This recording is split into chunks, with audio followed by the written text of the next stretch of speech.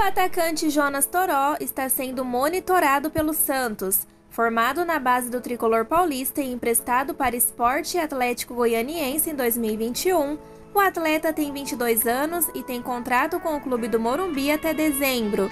Diante da falta de espaço e do vínculo perto do fim, Toró foi oferecido ao Peixe. Os representantes do jogador se reuniram com a diretoria do Alvinegro Praiano e falaram sobre a possibilidade de acerto no segundo semestre ou de um pré-contrato para 2023.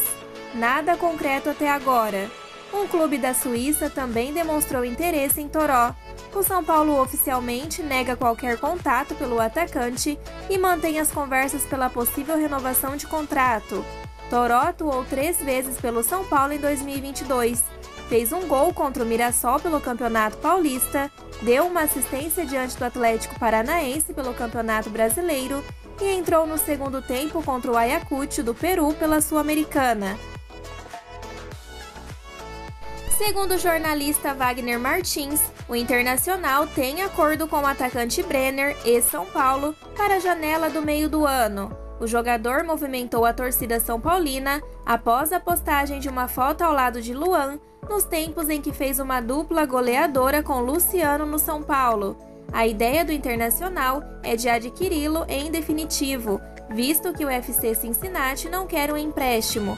O São Paulo monitora a situação e pode fazer uma oferta em caso de aprovação de Rogério Ceni.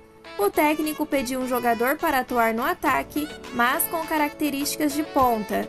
No caso de Luciano, ele não deixará o Morumbi. De acordo com Júlio Casares, ele vai renovar o contrato, lembrando que o vínculo atual se encerra em 31 de dezembro. O novo acordo será estendido até dezembro de 2024, ou seja, contará com 2 anos a mais de duração. Nesta temporada, seus vencimentos seguirão em R$400 mil mensais, com reajustes previstos para 2023 e 2024. Luciano era o caso mais preocupante entre os atletas do São Paulo em relação ao fim do contrato. O São Paulo bateu o martelo e concretizou a venda do meio-campista Tietê para o Botafogo. O valor, segundo a apuração do GE, está pouco abaixo da casa dos R$5 milhões. O jogador já teve a rescisão de contrato com o tricolor registrada no boletim informativo diário da CBF. Por outro lado, o tricolor não conseguiu concretizar a vinda de Igor Rabelo ao clube do Morumbi. Atlético Mineiro e São Paulo não entraram em acordo sobre a maneira que se daria a transferência. O Atlético Mineiro queria vender o atleta, enquanto o tricolor não se interessou sobre essa possibilidade, ainda mais pela situação contratual do defensor de 26 anos, que possui compromisso com o atual clube até o fim do ano. Entretanto, a partir de julho, o defensor pode assinar um pré-contrato com outro clube para o início de 2023, já que sua renovação contratual com o Atlético Mineiro está travada no momento. A janela para transferências no futebol brasileiro fechou, mas se engana quem pensa que o técnico Rogério Ceni terá estabilidade até o final do ano em relação às peças com as quais ele poderá contar. Na virada de semestre, o comandante do São Paulo tem grandes chances de ver alguns de seus jogadores deixarem o Morumbi, enquanto outros podem chegar. Nomes como Igor Gomes, Rodrigo Nestor, Gabriel Sara e Wellington já receberam sondagens recentes, e a tendência é que pelo menos alguns deles se despeçam do São Paulo, que atravessa grave crise financeira e precisa vender jogadores para equilibrar o caixa. Na última janela de transferências do futebol europeu, o São Paulo optou por não vender suas principais promessas, por entender que a próxima janela será mais aquecida, recebendo propostas mais atrativas pelos seus talentos. Por outro lado, o clube ainda entende que é preciso reforçar o elenco em alguns setores. O técnico Rogério Ceni já admitiu diversas vezes que ainda busca um atacante de velocidade, driblador, que atue pelos lados do campo. Essas características vêm fazendo falta para o São Paulo, sobretudo contra times que adotam uma postura mais defensiva, não oferecendo espaços para o rival.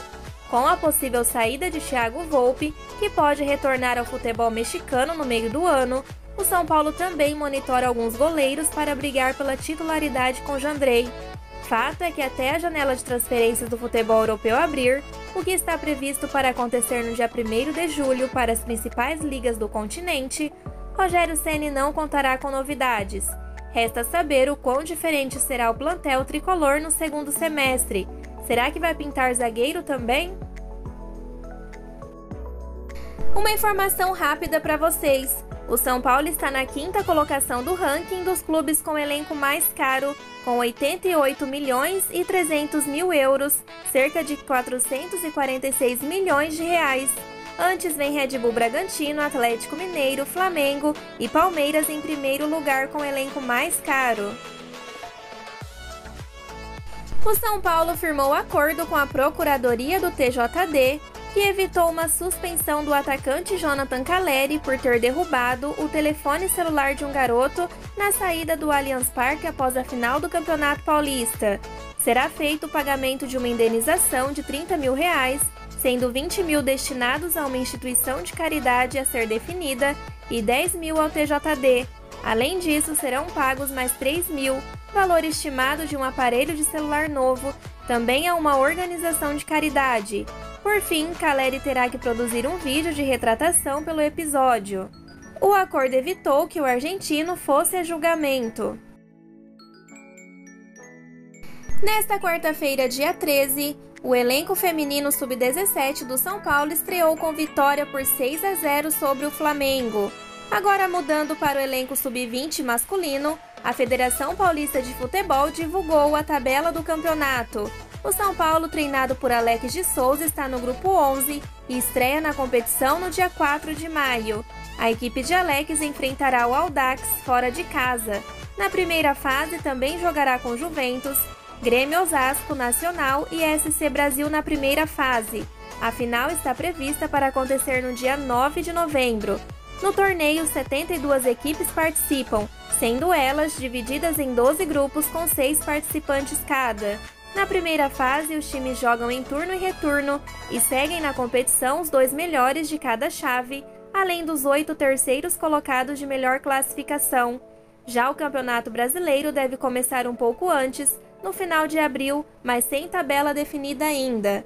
Mudando para o basquete tricolor, hoje é dia do elenco entrar em quadra, pelo NBB, às 20 horas no Morumbi, com transmissão do YouTube. A entrada é gratuita.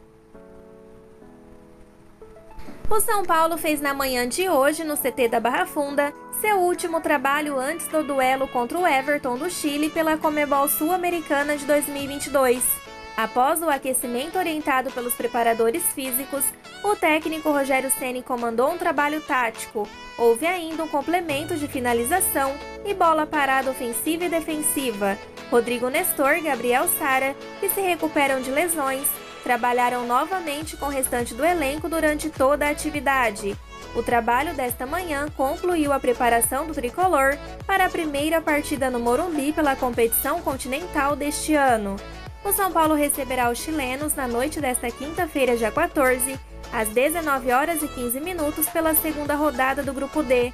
Com a vitória sobre o Ayacucho por 3-2 no Peru na estreia, o time são paulino assumiu a liderança da chave.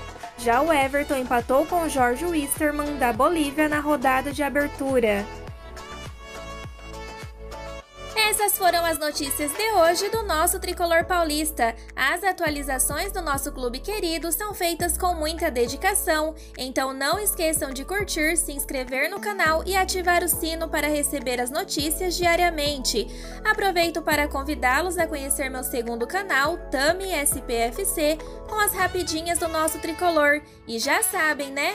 O nosso encontro é aqui no YouTube no próximo vídeo. Fiquem com Deus e até mais!